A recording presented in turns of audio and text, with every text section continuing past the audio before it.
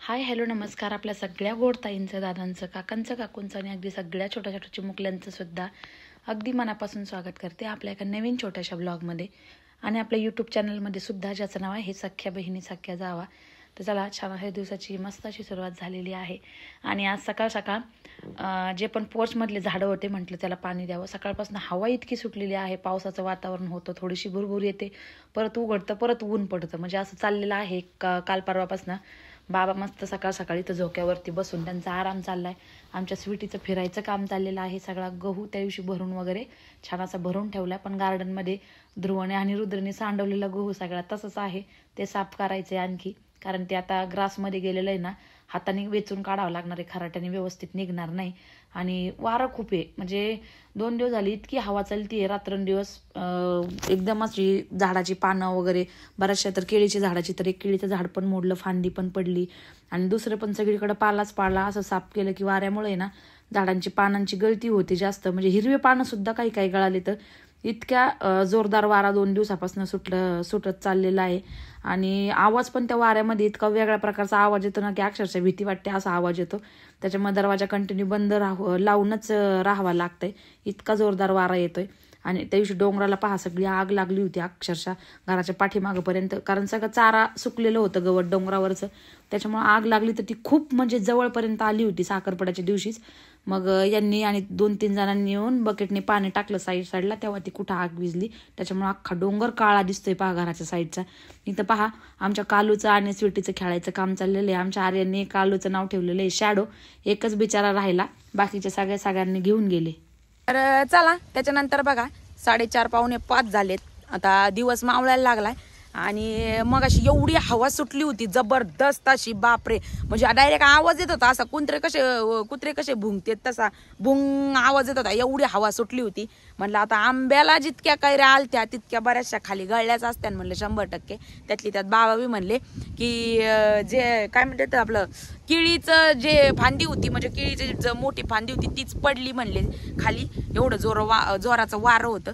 तर म्हणलं चला आता बघून यावा. आणि चहाचा पण टाइम झालाय, तर म्हणलं आज चहामध्ये थोडंसं लवंगाचे जे पानं असतात ते टाकावं म्हणलं. तर हे पहा, हे लवंगाचं झाड आहे, तर याचे पानं चहामध्ये टाकले ना तर म्हणजे फ्लेवर खूप छान येतो याचा, एकदम मस्त. असं सर्दी वगैरे झालेली असली आणि त्या कोऱ्या चहामध्ये जर असे पानं टाकले ना सहसा, तर म्हणजे एवढं भारी लागतं चहा टेस्टला आणि घसा वगैरे मोकळा होऊन जातो. कधी कधी दाजी आमची पित असते तर अशा टायमाला, तर आपलं सकाळी किंवा क्वचित कधीतरी, नाही तर तसं चहा एवढे ते घेतच नाहीत. तर आता म्हणलं आज सगळ्यांच्या चहामध्ये आज लवंगाची आल्यासरशी 2-4 पानं नेते म्हणलं आणि टाकून द्यावा. तर पडल्यात का ग ताई? माझ्या आधी ताई आलेली एकच पडली ना, बरं झालं. मी म्हणलं लय पडल्यात काय नव्हतं, लयच वार आहे अजून पण. बघ ना कसं वार आहे एकदम. पक्षी खाऊन गेला इथं येऊन काही. कच्ची असून हे पा कच्चे असून बघा, पक्ष्यांना बी आंबट आवडतंय खायला. मी म्हणलं पिकलेला फळच चोचा मारून खातात की काय काय माहिती, पण हे पण खाल्लंय बघा. हे पा, हे पडलं आणि उचलून नेऊन टाकली का तुम्ही लगेच फांदी, आणि याला डेंगी लावली बघा त्यांनी. नाहीतर ह्या केळाच्या घड इतका जड आहे की त्या घडाने पूर्ण झाड खाली वाकायला लागलं होतं. आणि काय म्हणतात ना, वाऱ्याने तर पडलंच असतंय 100%, कारण एक पडली आणि त्यांनी उचलून तिकडे नेऊन टाकली वाटतं. ते म्हणत होते तिकडे नेऊन टाकलीये, पण आता त्याला बांबू लावलेत त्याच्यामुळे आता काही नाही. पण पिकल्यावर झाडाला मनाने पिकल्यावर एवढं भारी लागते ते केळं, बापरे, गोड गोड, इतके गोड ना, म्हणजे खतरनाक गोड लागते. विकतच्या केळ्याला करता काय. बघ हिरवे पानं बी अक्षरशः पडलेत वाऱ्याने. बघ आता इतकं वारे डायरेक्ट काय पडू शकते, वारं किती होतं येडी काय तू बघ ना. पण ह्याच झाडाची मग बाकी झाडांची का नाही पडली काय माहिती. हा, तर मग आता एक गोष्ट मला आठवली की झाडाच्या याला यांनी, मी म्हणलं आता जसं की डेंगी लावलेली आहे यांनी, जसं मी आत्ताच लाईव्ह संपल्याच्या नंतर आम्ही थोड्याफार चालता अशा थोड्या खालीवर करून कमेंट वाचत असतो. तर त्याच्यामध्ये एक कमेंट आली ती एका ताईंची, आणि सकाळी पण बऱ्याच जणांनी कमेंट केल्या की आता फौजी म्हणजे सीमेवर काय चालू आहे, बॉर्डरवर काय चालू आहे आणि फौजींना सुट्टी कशी भेटली. लागलं तर आयडी पण वरती कोपऱ्याला मेन्शन करते. अर्चना कुंदालकर या नावाची आयडी आहे.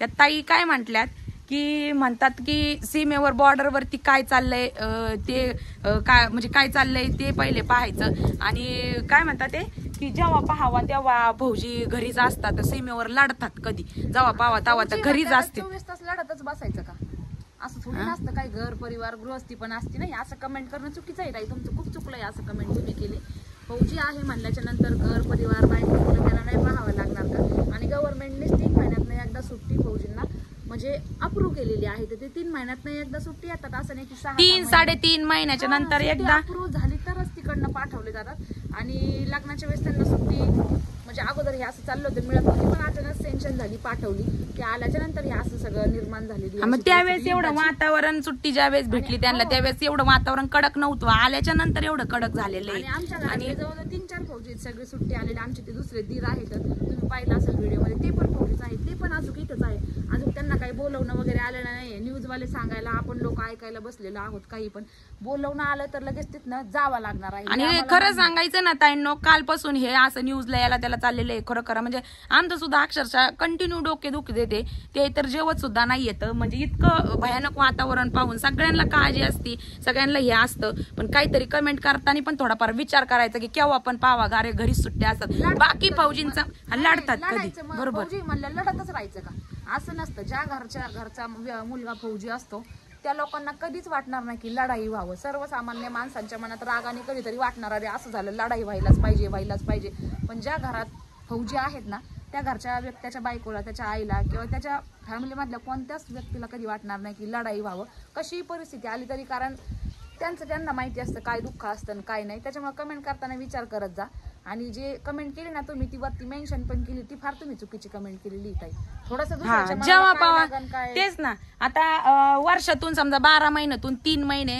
म्हणजे सुट्ट्या असतात त्यांना त्यातली त्यात काही बाकीच्यांचे XYZ मला नाही माहिती बाकीचे जमा करतात ती सुट्टी त्या जमा केलेल्या सुट्टीचे त्यांना पैसे भेटतात पण आमच्या फॅमिलीमध्ये सगळ्या माणसांना पैशापेक्षा जास्त फॅमिली इम्पॉर्टंट आहे आतापर्यंत कुठलीच सुट्टी आणि कधीच आम्ही जमा केलेली नाही हे आता मी डिटेलमध्ये तुम्हाला सांगते ही गोष्टी करतं उगाच बोलायचं 6 महिने 9 महिने आता बाहेर कधीतरी असलं तर नाही मिळत बरं का सुट्टी पण त्यांना मिळतीये सँक्शन होतीये म्हणून ते येतात नाहीच मिळाल्यावर का आले असते का मग नसते ना आणि बोलावलं तर जावंच लागणार आहे फुल तयारीने तुम्हाला बॅग सुद्धा भरलेला दाखवू का बॅग बिग भरून एकदम रेडी आहे कमेंट करायच्या अगोदर 10 वेळेस विचार करायचा आणि मग कमेंट करायची कसं आहे थोडंसं असं थोडं विचार भान ठेवून कमेंट म्हणजे 3 दिवसापासून जसे आमचे जीव सगळ्यांची मुठीत आहेत की कधी फोन येईन आणि कधी लगेचच्या लगेच निघावं लागल आणि तुम्ही वरून असं कमेंट करताय की जेव्हा पावा तेव्हा घरीच दिसतात सीमेवर लढतात कधी घरी दिसणार ना असं थोडी नाही आमचं घरी कधी येणार कधी जाणार काय प्रॉब्लेम होतं ज्याला बघायचं त्यांनी बघायचं नाही बघायचं त्यांनी नका बघू सगळे फौजी आहेत का काय कंटिन्यू काय लढतच बसतात की काय म्हणल्यावर काय हातात रायफल घेऊनच बसायचं काय कंटिन्यू लढाईच करत अरे काय आपण काय बोलतोय कुणाला बोलतोय थोडं शिकलेलं असताना तुम्ही टाईप करता त्याच्यावरनं थोडं तरी तुमचं एज्युकेशन झालेलं असं ना आपण काय बोलतो थोडं तर भान कमेंट करण्याची पण पद्धत असते ना फौजी असला म्हणून काय तो 24 तास घर परिवार सोडून काय लढतच बसणार का सीमेवरती बंदूक घेऊन म्हणून घरीच दिसतोय 3-3.5-4 महिन्यातून म्हणजे त्यांना हेच आहे घरचं लग्न होतं म्हणून आले ते सुट्टी आमच्या घरातले सगळे 4-5 फौजी आहेत सगळे अजून इथेच इव्हन आमच्या वस्तीवरती पण आहेत 3-4 तर त्यांना पण अजून बोलावणं आलं नाही म्हणून सगळ्यांना बोलवलं आता न्यूज आहे न्यूजवाले सगळीकडे हे करतात ते करतात आता बोलवलं तर जावं तर लागणारच आहे आलं पण असेल कुठल्या प्रत्येकाचं युनिट वेगळं असतं कुणाचं काय बोलवलं तर 100% लगेच निघावं लागणार आहे मग तिकीट असू नसू लगेच आहे तशा सिच्युएशन मध्ये निघावं लागणार आहे आणि बोलवणं येणार पण थोडस कमेंट करताना विचारपूर्वक थोडस डोक्यात भान ठेवून तर ऑलरेडी एवढं टेन्शन मध्ये हायपर टेन्शन मध्ये कंटिन्यू ते अक्षरशः 20-20 मिनिटाला मोबाईलवर म्हणजे आम्ही सगळे हे ठेवून की कधी फोन येईन आणि कधी हे होईन सगळे टेन्शन मध्ये आणि वरून तुम्ही अजून असे कमेंट करताय की जेव्हा पावा तेव्हा घरी काय बोलणं आहे बापरे नाही का बायको नाही का फौजी असलं म्हणून काय त्याला घर पूर्ण सोडूनच दिले का असं नसतं अहो जेव्हा पावा तेव्हा लढतात कधी आता काय 12 महिने का रोजच माणूस दिवस रात्र लढतच बसतय का आता काय बोलतात काही फील्ड असते काही काय म्हणतात ते असं म्हणजे वातावरणानुसार असतं प्रत्येक ठिकाणी युनिटनुसार असतं नॉर्मल सिव्हिलियन्स आहेत त्यांना वाटतं बाबा आम्हाला वाटतं रागाच्या भरात जे झालं ते चांगलं नाही झालं आम्हाला वाटतं भावा लढाई एक काय असेल ते सगळं 2 तुकडे व्हावा पण ज्याच्या घरात ज्याचे मुलं ज्याचा नवरा ज्याचे नातू जे आहेत ना फौजमध्ये त्यांना काळजावर दगड ठेवून त्यांना कधीच वाटणार नाही आणि तुम्हाला सांगू काय अशी सिच्युएशन झाली ना रिटायर झाले त्यांना पण जावं लागणार जर कधी युद्ध जर सुरू झालं तर तुमच्या मोठ्या फौजींना सुद्धा जावं लागणार.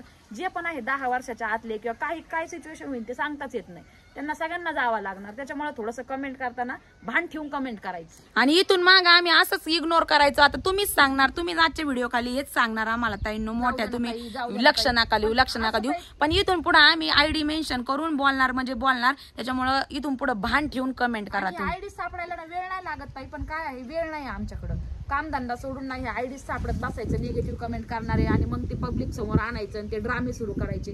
2-3 दिवस 3-4 दिवस जर वेळ दिला ना तुमच्या मोठ्या दाजींनी आम्ही, तर हे सापडतात. नाही सापडत असं नाही, पण तर प्रत्येक वेळी आम्हाला असं वाटतं जाऊ द्या नाही लक्ष द्यायचं. तुम्ही पण बऱ्याच नाही सांगतात आम्हाला की लक्ष नका देऊ, पण कुठपर्यंत लक्ष नाही द्यायचं ताई, कुठपर्यंत लक्ष नाही द्यायचं. व्हिडिओमध्ये तुम्हाला पॉझिटिव्ह जे घेता येतं ते घ्या, जे पाहायचं ते पहा, जे नाही पाहायचं त्यांनी नका पाहू. आम्ही वारंवार सांगतो. अरे जेव्हा पण तेव्हा घरीच दिसतो. म्हणजे तुम्ही बघत असताना आमुषा पौर्णिमाला व्हिडिओ जे डेली बघतात त्यांना माहिती कधी येतो आणि कधी नाही. जे काहींना तर बिचारांना आनंद होतो, कधी कधी माझ्या लक्षात येत नाही पण त्यांच्या लक्षात येतं. बिचार कमेंट करून सांगते की स्वाती छोटे पाऊची कधी येणार आहेत सुट्टीवर, आणि तुम्ही असं बोलताय.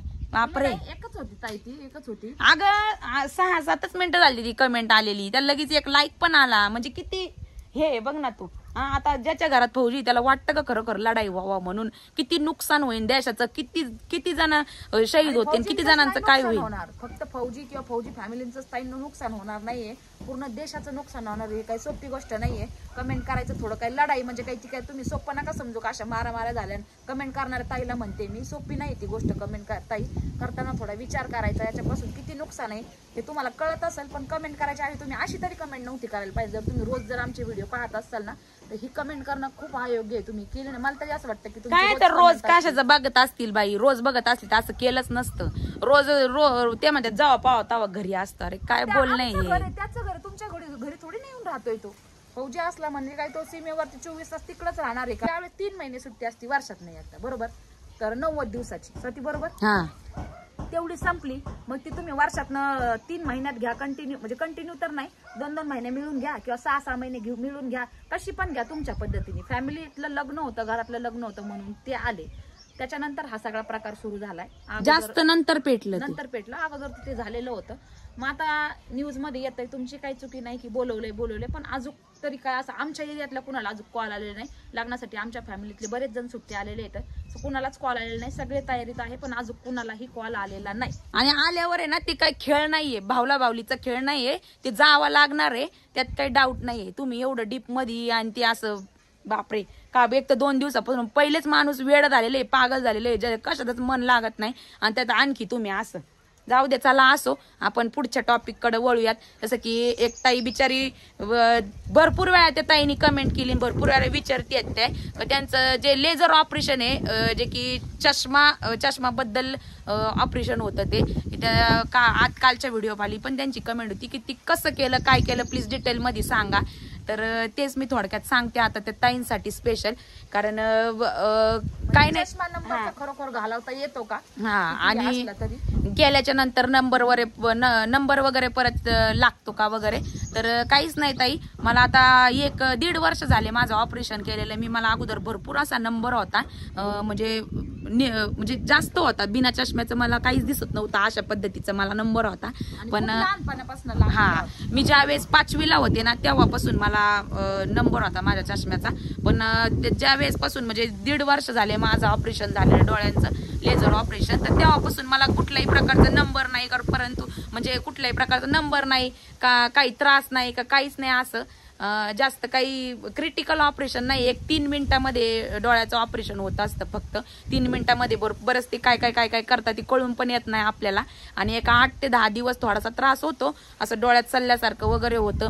थोडीशी काळजी घ्यावी लागते. 15 दिवस बाहेर जायचं नाही, हवा नाही लागून द्यायचं, म्हणजे प्रॉपर त्यांनी दिलेला जो चष्मा असतो तो वापरायचा आणि तेवढी काळजी घ्यायची. नंतर आपोआप म्हणजे क्लिअर दिसायला लागतं आपल्याला. आणि त्याच्यानंतर मला कुठल्याही प्रकारचा त्रास नाही, काय नाही. त्यांनी वर्षभर म्हणजे काळजी घ्यायला लावली होती की जास्त मोबाईल पाहायचा नाही, टीव्ही पाहायचा नाही, परत अजून म्हणजे कुठं जास्त हवेत जायचं नाही. पण काही नाही, 1 महिन्यामध्ये तर 1-1.25 महिन्यामध्ये तर ऑल सगळं क्लिअर झालं. काहीच म्हणजे आतापर्यंत तर मला 1.5 वर्ष झाले काहीच प्रॉब्लेम आलेला नाही. तर टोटल म्हणजे 80-90 हजारापर्यंत खर्च येतो त्याला. त्यावेळेस 1.5 वर्षापूर्वी आलता. तर आता तुम्हाला करायचं असेल तर तुम्ही चांगल्या डॉक्टरकडे संपर्क साधून तुम्ही करून घ्या, म्हणजे विचारून काय असेल ते तुमची पुढची प्रोसेस. हा, पण हे ऑपरेशन करण्यासाठी तुम्ही हे आहात का, सक्षम आहात का, त्याच्यासाठी काही टेस्ट केल्या जातात अगोदर. मग त्याच्यामध्ये तुम्हाला काही प्रकारचं कुठलं काही निघायला नाही पाहिजे, कुठला आजार वगैरे किंवा कुठलं काही, म्हणजे त्यांचे बऱ्याचशे टेस्ट असतात.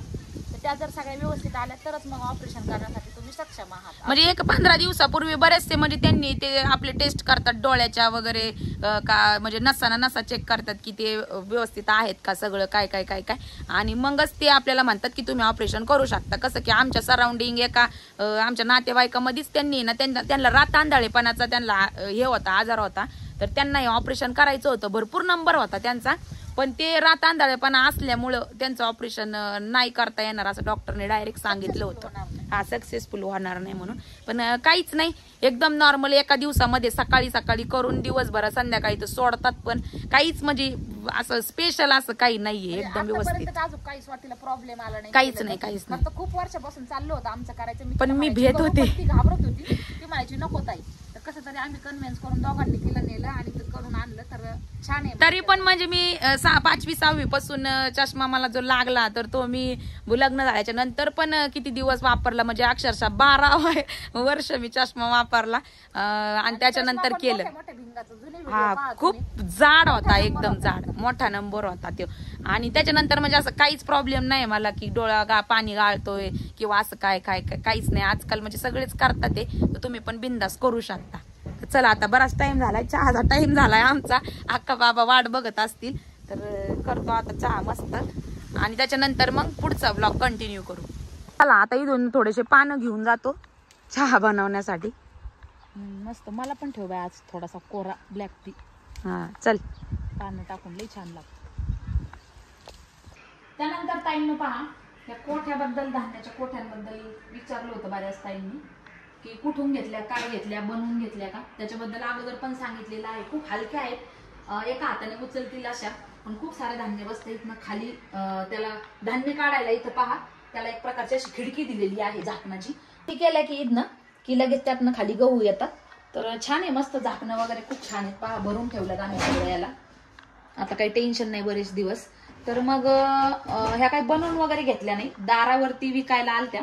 म्हणजे तुमचे दाजी एक दिवशी चालले होते आणि म्हणजे थोडंसं गावातनं बाहेर गेल्याच्या नंतर टेम्पोमध्ये ह्या धान्याच्या कोठ्या विकायला चालल्या होत्या. तर त्यांनी तो टेम्पो तिथंच म्हणजे पैसे दिले त्यांना, आणि तो टेम्पो इकडे घरी पाठवला की आमच्या घरी ह्या 2 द्या म्हणून. तर मग घरी आणल्याच्या नंतर ह्या 2 आम्ही घेतल्या. छोटी साईज पण होती आणि एक खूप मोठी साईज पण होती.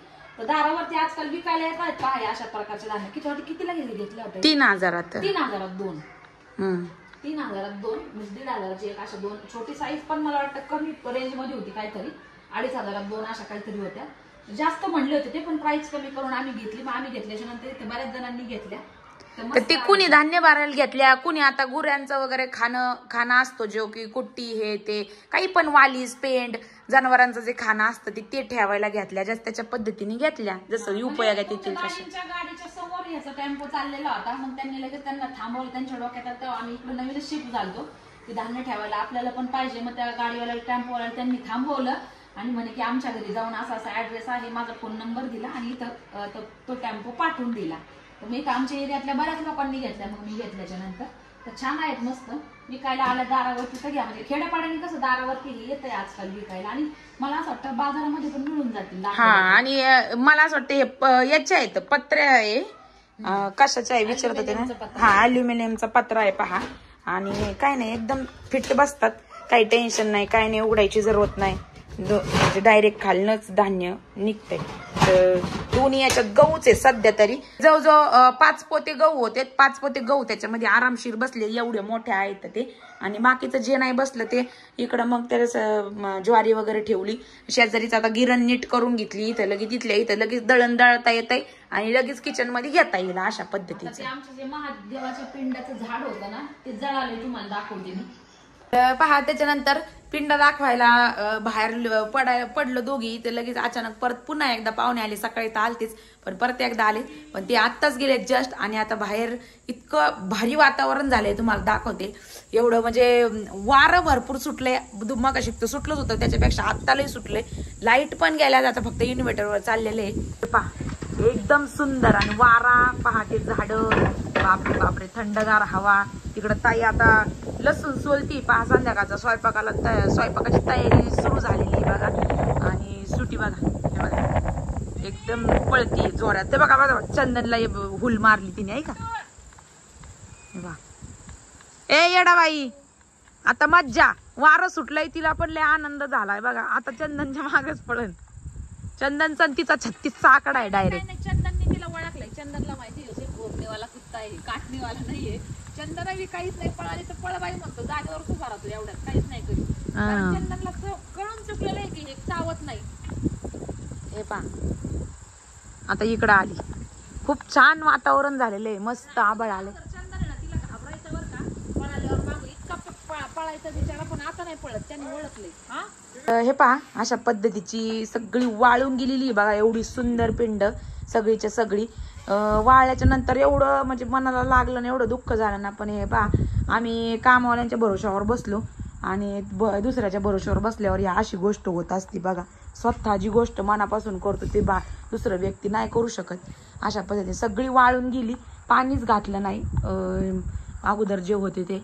तर पहा पाणी घालून घालून आता सावलीला ठेवून त्याच्यानंतर पाणी घालून घालून आता थोडीफार फुटायला लागली.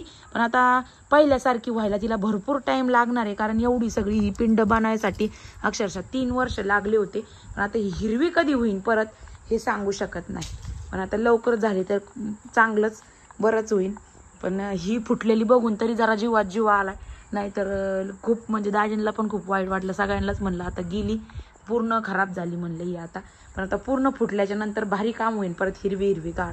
काय माहिती होती का नाही पावसाळ्यात, एकाच ठिकाणी फुटली का सगळ्या ठिकाणी तर दिसत नाही कुठंच. पण एकाच ठिकाणी एवढीच फुटली आहे आता. कारण बनवताना त्या दादांनी प्रत्येक ठिकाणाहून म्हणजे कडाकडानी उगून एखादे गुंफून पूर्ण ती एवढी मोठी तयार केली होती. पण आता उपयोगच नाही झाला त्या गोष्टीचा. आम्ही बसलो भरोशावरती का घालता ते पाणी, पण कसलं काय सगळी सुकून गेली बघा ही. चला असो, आता हिरवी घालायच्या नंतर तुम्हाला दाखवूच परत एकदा. हा ना भाऊ, काय करतो रोज पाणी आपण, आपल्याला वाटलं टाकते ते बबलूबाई, आणि ते त्यांनी टाकलंच नाही. बघ कशी झाली ती, आहे का? कसा बोलतोय. आणि 2-3 दिवसापासून बघा असं न्यूजला त्याला ते चाललंय, ह्यो पण इंडियन आर्मी, तो म्हणतो मी पण हे करणार आहे. ती बंदूक भली आणि तो भली, त्याची फायरिंग चालू असती वरतून. पण बाल्कनीमध्ये आता कालच त्यांनी बाल्कनीमध्ये काय केलं, तो बरोबर काचेच्या मध्ये सेलोटेप, गपरे, मध्ये सेलोटेप लावून गन चिटकवली होती. म्हणलं आता इथून मी फायरिंग करणार आहे असं बोलतोय. गन घेऊन काय करणार आहे तू? काय करतोय? हारणार आहे का?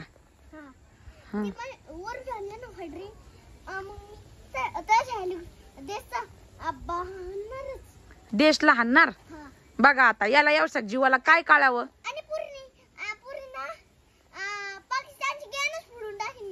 पाकिस्तानची ज्ञान फोडून टाकीन. दुपारपासून म्हणते 3 फायटर जॅट पाडले, 3 फायटर जेट पाडले 3. दुपारपासून त्याने नादच लावलाय, आणि ते म्हणते पुरी गँग मी पाडून टाकणार आहे बघा. आता कशाने फायरिंग करशील? हे काय बॉम्ब आहेत का हातात? काय हातात?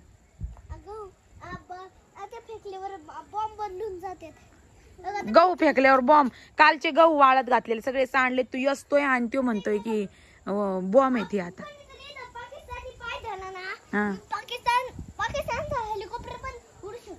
उडू शकत. तुझंच खरं आहे रे भाऊ. चल मी चालले, मला स्वयंपाक करायचा आता.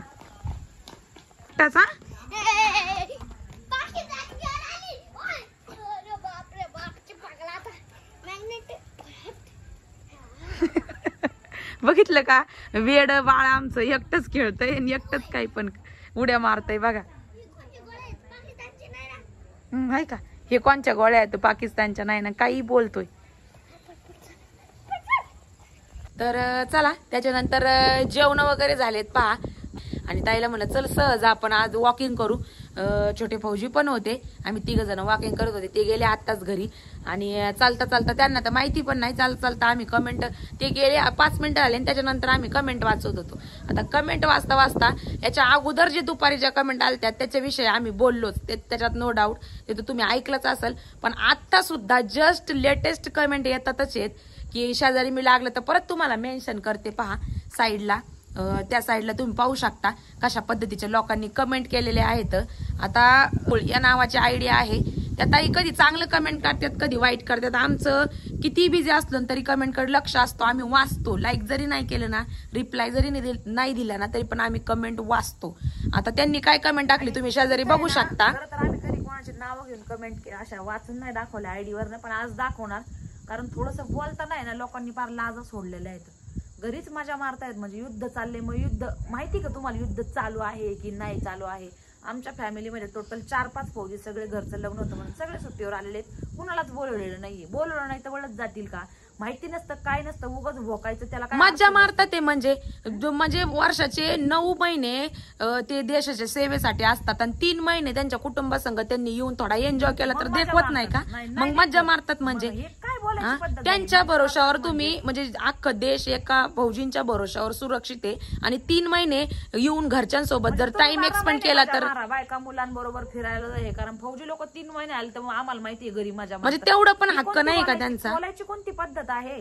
हा, आयडी मेन्शन केल्यात साईडला, ही बोलायची कोणती लँग्वेज आहे? घरी मजा मारतायत म्हणजे न्यूजवाले वाढून चाडून एखादं 2 दाखवते. तुम्हाला माहिती की लढाई सुरू झाली नाही झाली, एवढं असलं की एवढं करून सांगते. सुरू झाली असते तर सगळ्यांना इमिडिएटली बोलावलं असतं. हो, सुट्ट्या कॅन्सल केल्या, पण जे सुट्टीवर म्हणजे ज्यांची सुट्टी पुढे होती त्यांच्या सुट्ट्या कॅन्सल केलेल्या. जे सुट्टीवर आलेत ना, आमच्या इथलचे तर अजून कुणालाच गेलं नाही. जसं मग आपण म्हणलेले तयारीत आहेत, पण कुणाला अजून एक कॉल आलेला नाही की या म्हणून तुम्ही इमिडिएटली म्हणून काय पुढे लढाई होईल नाही होईल ते सगळं सिक्रेट. काय तुम्हाला काय सांगण्यात हे नाहीये. न्यूजवर तुम्हाला काय फौजी फॅमिली आहेत त्यांना सगळ्यांना माहिती काय चालू आहे काय नाही. तरी एका ते शुभांगी ताईंनी कमेंट टाकलीच बिचारीनी. ती समजू शकते, मला असं वाटते ती ताई, कारण ती त्याच्यातून बितलेली असन किंवा त्याच्या फॅमिली मधलं कोणतरी फौजी असन, त्याच्यामुळे ती समजू शकते. तिने टाकलंय की तुम्हाला लाजा वाटून दे थोडंफार, असं तुम्ही फौजींबद्दल तरी बोलू नका की मजा मारतात. म्हणजे 3 महिने वर्षातून सुट्टी यायचं, ती वर्षातून 3 महिने सलग येऊ, नाही तर मग बदलून 3 महिन्याच्या टप्प्यावर येऊ. पण त्यांचा एवढा हक्क नाहीये का सुट्टी आल्याबरोबर? म्हणजे आम्ही तुम्हाला व्हिडिओ मार्फत आम्ही काय करतो हे दाखवतो, काय गुन्हा झाला का? काय अर्थ असं नाही की तुम्ही काय बी उचलायची जीवन लावायची टाळ्या मजा मारतात म्हणजे हे काय अर्थ झाला? आम्हाला माहिती सुट्टीवर आले, लग्नासाठी आले तर मजा मारतात ते. अरे मजा मारतात ते आम्हाला बी समजते. ज्यावेळेस भरती होतं एक फौजी त्यावेळेस त्यांनी कसम खाल्लेली असती की देशावर काही पण कोणत्याही प्रसंगी येऊ की मी लढणार. पण आता बोलावणं नाही आले तर काय बळत जायचं का काय? हा, काहीतरी जायचं. कारण ज्याच्या घरात नाहीये फौजी त्यांना काय किंमत काढणार? त्यांना वाटतं वा युद्ध आहे की नाही. म्हणजे हे बोलणारे सांगते मी तुम्हाला, असे कमेंट करणारे, त्यांना वाटतं युद्ध व्हावा म्हणजे काय फक्त बघायचं. पण ज्याच्या घरात आहेत ना त्यांना विचार, त्यांच्यावर काय बीतते. वाईट वाटलं ना, ज्यांनी कमेंट केला त्यांना वाईट वाटलं ना, तरी असो दरवेळेस आम्ही शेवटी बोलताना माफी पण मागतो. पण आज नाही माफी मागणार मी. उपयोग नाही या गोष्टी. नाव घेऊन आयडी मेन्शन करून साईडला हे टाकलेले. आता आम्ही आता ह्या बोलण्यावरून वाईट होऊ? तुम्हाला वाटेल का त्या सख्या बहिणी सख्या जावा अशा आणि तशा? नो प्रॉब्लेम, आम्हाला काहीच प्रॉब्लेम नाही. वाटू दे ज्याला वाटायचं त्याला. पण हे तुमच्या समोर आहे, पहा शेजारी तुम्ही की कशी लोकांची नियत आहे आणि कसं बोलतात. बोलण्याची पण एक पद्धत असते. म्हणजे त्यांनी बॉर्डरवरच राहायचं का? घरच्यांना फार हे करून जायचं का? मज्जा मारतात. बघ ना तुझं आता काय चाललंय की घरी मजा मारताय. अरे तुम्हाला काय चाललंय काय माहितीये का? तुम्ही फक्त न्यूजवर पाहताय. आमच्याकडे सगळं बाकी आम्हाला रिअल माहिती, आणि रिअल आम्ही तुम्हाला सगळं शेअर करू शकत नाही. एका फौजी फॅमिली याच्या रिस्पॉन्सिबिलिटी जबाबदारीने आम्ही तुम्हाला ते नाही. ते काय झालं, ती काल जे विहिरीत म्हणजे त्यांनी ती पोहण्याचा शिका आपल्या दोघींना म्हणत होता ना, तो व्हिडिओ कालचा होता आणि तो तुम्हाला काल टाकल्या गेला. असं झालं. त्यावेळेस एवढं वातावरण म्हणजे एवढं काही माहितीच नव्हतं. त्याच्यानंतर दुपारनंतर भयंकर असं पेटलं. त्यावेळेस एवढं काही माहिती नव्हतं. आणि ज्यांना आम्ही बोललेला राग आलाय ना, त्यांनी आमच्या चॅनलला अनसबस्क्राईब करून टाकायचं. आम्ही चेक करू किती अनसबस्क्राईब झाले, तर त्याच्यावरून कळलं आम्हाला किती जळकुकडे आहेत. ते आज समजणार आहे आम्हाला. कृपा करून तुम्हाला विनंती आहे, असं बोलू नका. नाही, फक्त फौजींनीच हे केलेलं आहे का देशासाठी? देश सगळ्यांचा आहे ना, देश सगळ्यांचा आहे. जे कमेंट करतात, लई बोलतात, त्यांना लई राग होतोय का बॉर्डरवर काय चाललंय, फौजी काय घरी काय करतोय. तर स्वतः जा ना बॉर्डरवरती हत्यार घेऊन जा, काय गरज नाही, जरुरी नाही की बंदूकच लागत, दगड उचला लढा. देश सगळ्यांचाच आहे ना, का फक्त एकट्या फौजींचाच आहे. फौजीच्या जीवावर 24 तास छान झोपायचं, मस्त बायकां पोरांचं बरोबर मजा करायची, सगळं काय असं. आणि त्यांनी सुट्टीवर आल्यावर केलेलं देखवा ते देखवाना. मग ते लगेच असं म्हणे बॉर्डरवर काय चाललंय, फौजी घरी मजा मारते. अरे ही काय पद्धत झाली तुमची? त्याला बोलवून आलं तर आता नावच लागणार आहे त्याला. आता आमच्या व्हिडिओ मधून तुम्हाला दिसले ते सुट्टीवर आलेले, त्याच्यामुळे तुम्ही कमेंट टाकल्या की असं झालं तसं झालं, आम्हाला टाकल्या. दुसरं अजून कुणाचं काही चॅनल असलं आणि त्यांचे जर फौजी सुट्टी आलेले असले ना, तर प्लीज प्लीज प्लीज हात जोडून विनंती आहे की आम्हाला टाकल्या तशा कमेंट दुसऱ्या कोणाला टाकू नका. मनातून किती वाईट वाटतं काय होतं ना, हे ज्याचं त्याला माहिती असतं. तर पुढचा व्हिडिओ आम्हाला कंटिन्यू करायचा होता, पण आता इथे लग्नाच्या साड्यांबद्दल ब्लाऊज बद्दल विचारत होत्या, ते आम्ही तुमच्याशी शेअर करणार होतो. पण आजचा व्हिडिओ इथंच थांबू. भेटूयात परत उद्याच्या व्हिडिओमध्ये. नंतर तुम्हाला राहिलेल्या गोष्टी शेअर करू, जे की तुमचे जे प्रश्न होते हे दाखवा ते दाखवा बरेचसे. तर भेटूयात उद्याच्या व्हिडिओमध्ये. तोपर्यंत व्हिडिओ पाहिल्याबद्दल सगळ्यांचे मनपूर्वक आभार मानतो. आणि आणखी एक रिक्वेस्ट आहे, ज्या लोकांना त्रास होतोय ना त्यांनी अनसबस्क्राईब करून व्हिडिओ अजिबात पाहिजे नाही, अजिबात पाहिजे नाही. आतापर्यंत आमचे 2 वर्ष झाले, एवढे आम्ही छान छान रेग्युलर व्यवस्थितपणे व्हिडिओ टाकतोय, पण आज कुठतरी हद्द पार झाली. आणि ती फौजी बद्दल आणि कुठपर्यंत एक घरापर्यंत आलेली गोष्ट आहे. त्याच्यामुळं आता नाही गप्प बसणार. आता ह्यावेळेस तुम्ही एवढ्या दिवसातून आम्हाला पहिल्यांदा अशाच रागामध्ये आणि याच्यामध्ये बोललेलं दिसलं असेल, पण साहजिक आहे, तुम्ही आमच्या जागेवर येऊन बघा, तुम्हाला 100% समजणार आमच्या फिलिंग्स आणि आम्ही का बोललो आजच्या ब्लॉगमध्ये. तर चला, सगळ्यांना धन्यवाद, बाय.